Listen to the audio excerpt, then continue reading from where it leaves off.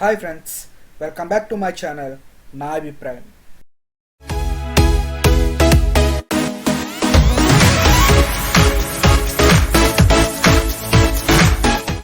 Hi friends, today's న్యూస్లోకి వెళ్ళిపోతే first news వచ్చేసరికి Dil Raju, Prabhas and Prashanth Neel వీళ్ళ ముగ్గురు కాంబినేషన్లో ఒక మూవీ అయితే రాబోతుంది. మళ్ళీ ప్రశాంత్ నీల్తో ప్రభాస్ జత కట్టబోతున్నాడు అని చెప్పి అయితే నేను మొన్న రీసెంట్గా అయితే ఒక న్యూస్ అయితే చెప్పాను. బట్ అదైతే అవుతుందా లేదా అనేది డౌట్గా ఉంది. ప్రభాస్ డేట్స్ ఇవ్వలేదు అని చెప్పి కొంతమంది అంటున్నారు. ప్రభాస్ ప్లేస్ని విజయ్ అయితే రీప్లేస్ చేయబోతున్నారు ఈ సినిమాలో. అండ్ విజయ్ హీరోగా అండ్ ప్రశాంత్ నీల్ డైరెక్టర్గా, దిల్ రాజు ప్రొడ్యూసర్గా అయితే చేయబోతున్నారనే ఒక న్యూస్ అయితే వస్తుంది. అండ్ కొంతమంది సోషల్ మీడియాలో ఏంటంటే Prabhas and Vijay dual character ఒక మల్టీ స్టారర్ కింద అయితే ఈ సినిమా రూపొందించబోతున్నాడు దిల్ రాజ్ అని చెప్పి అయితే ఒక రూమర్స్ అయితే హల్చల్ చేస్తున్నాయి. బట్ అఫీషియల్ న్యూస్ వచ్చే వరకు కూడా మనకి ఈ విషయం అనేది తెలియదు. బట్ దిల్ రాజు గారు అయితే ఇప్పుడు RC-15తో రామ్ చరణ్ అండ్ శంకర్తో భారీ బడ్జెట్ మూవీస్ అయితే తీయడం అయితే స్టార్ట్ చేశారు. బట్ ఇది కూడా ఒక క్రేజీ ప్రాజెక్టే. దీని బడ్జెట్ వచ్చి ఒక 200 to 250 crores కింద అయితే ఒక రూమర్ అయితే అనౌన్స్. అండ్ నెక్స్ట్ న్యూస్ వచ్చేసరికి పవన్ కళ్యాణ్ గారి దగ్గర నుంచి, ఇది వకీల్ సాబ్ గురించి కాదు, దేని గురించి కాదు, ఈయన ఆల్రెడీ మనకి పవన్ కళ్యాణ్ గారు ఆల్రెడీ ఒక సినిమాను ప్రొడ్యూస్ చేయడానికి ఒక కంపెనీ అయితే ఆల్రెడీ పెట్టడం అయితే జరిగింది. ఆ కంపెనీ పేరు వచ్చి PK creative works, Pawan Kalyan creative works. దీనికి Pawan Kalyan creative works and people media factory ఈ ఇద్దరు కలిపి కొన్ని సినిమాలను అయితే 6 స్మాల్ అంటే ఒక 6 చిన్న సినిమాలను అయితే ప్రొడ్యూస్ చేయడానికి సిద్ధంగా ఉన్నారు.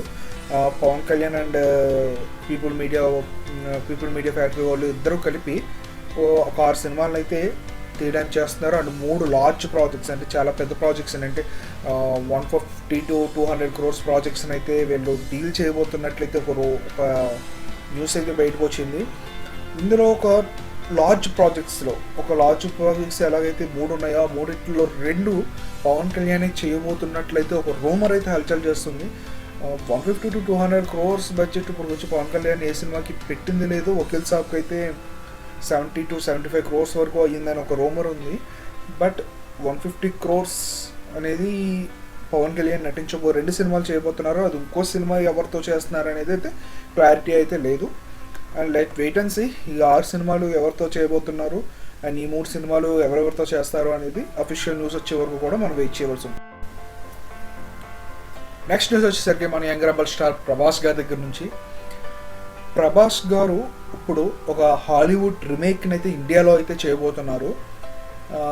ర్యాంబో అనే హాలీవుడ్ మూవీని ఇండియాలో అయితే రీమేక్ చేయడానికి ప్రభాస్ గారు అయితే సిద్ధంగా ఉన్నారు. దీనికి ఈ ర్యాంబో రీమేక్ ఫస్ట్ టైగర్ ష్రాఫ్ని అప్రోచ్ అయినా తన బిజీ షెడ్యూల్ వల్ల ఈ ర్యాంబో రీమేక్ టైగర్ ష్రాఫ్ అయితే రిజెక్ట్ చేయడం జరిగింది. సో ఆ ప్లేస్లోకి ప్రభాస్ గారిని అయితే అప్రోచ్ అవ్వడం జరిగింది. ఇంకా అది కన్ఫర్మేషన్ అయితే ప్రభాస్ గారి దగ్గర నుంచి ఇంకా రాలేదు. మేబీ ఇది కన్ఫర్మేషన్ వస్తే కనుక ర్యాంబో మూవీలో ప్రభాస్ని అయితే మనం చూడొచ్చు. నెక్స్ట్ న్యూస్ వచ్చేసరికి మన మెగా బ్రదర్ నాగబాబు గారి దగ్గర నుంచి.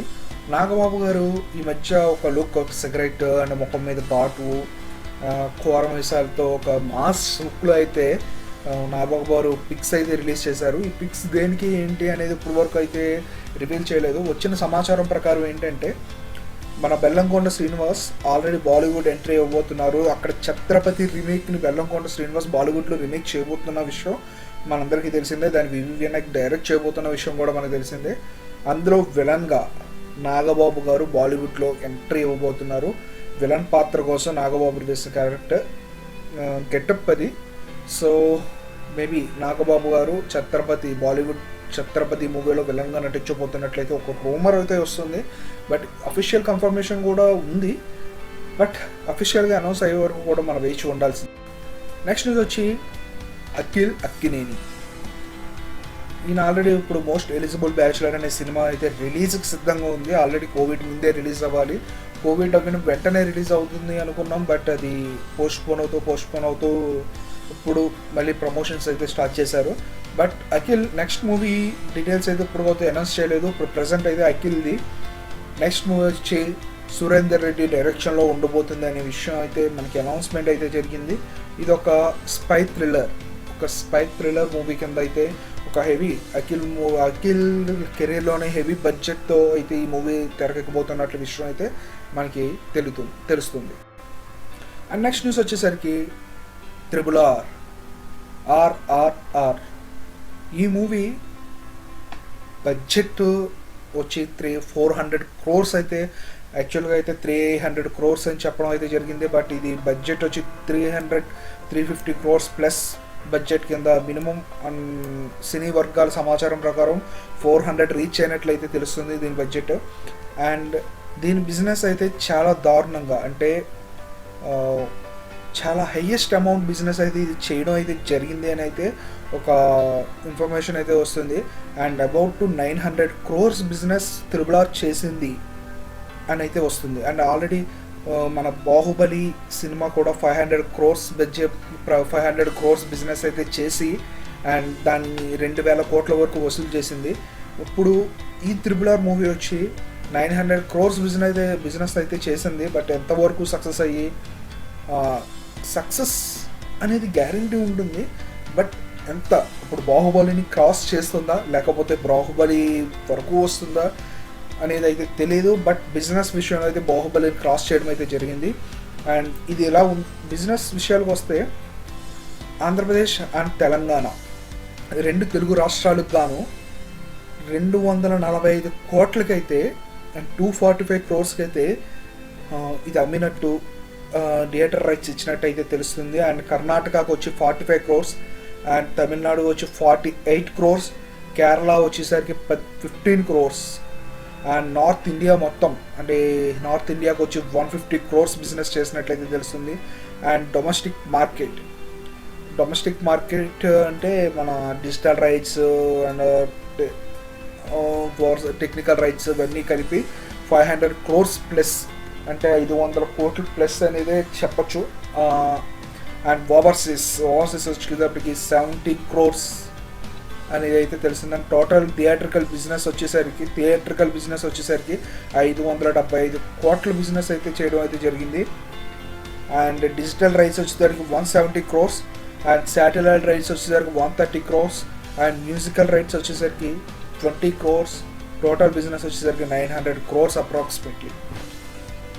అంటే త్రిబుల్ ఆర్ మీద ఎక్స్పెక్టేషన్స్ మనకే కాదు, అక్కడ కొనుక్కొని థియేటర్ రైట్స్ తీసుకునే ప్రొడ్యూసర్స్ కాడి నుంచి అందరికీ ఉన్నాయి.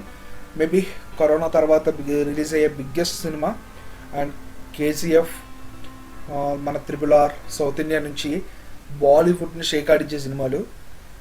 ఇది ఈ మాత్రం బిజినెస్ చేసిందంటే ఒక మళ్ళీ సినిమా అనేది ఊపందుకుంటుందనే విషయాన్ని మనం గమనించాల్సిందే. నెక్స్ట్ న్యూస్ వచ్చేసరికి వకీల్ సాబ్ మనకి April 9th అయితే రిలీజ్ అవడం అయితే జరుగుతుంది.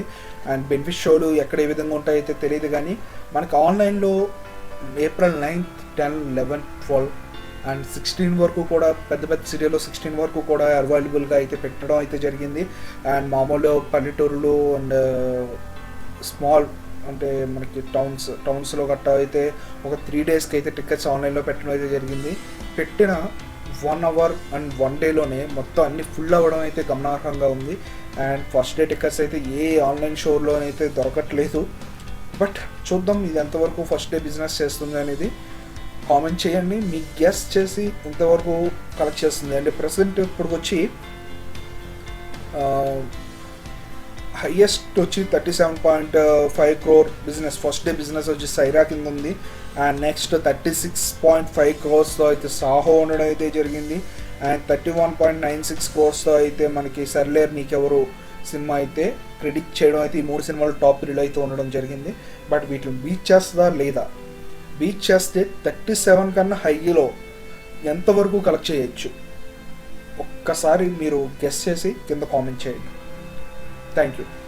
నెక్స్ట్ న్యూస్ వచ్చేసరికి Sai Dharam Tej republic movie trailer అయితే రిలీజ్ అవ్వడం అయితే జరిగింది. అండ్ సాయి ధరమ్ తేజ్ ఇప్పటి వరకు ఫేస్ చేయని ఒక కొత్త జోనర్ని అయితే చేస్తున్నారు అని అర్థమవుతుంది. ఒక డైలాగ్స్ ఒక పొలిటికల్ సినిమా అనేది అయితే అర్థమవుతుంది. ఆ డైలాగ్స్ బట్టి దేవకట్ట ఎలా సినిమా తీశారు అనేది అయితే మనకి అర్థమవుతుంది.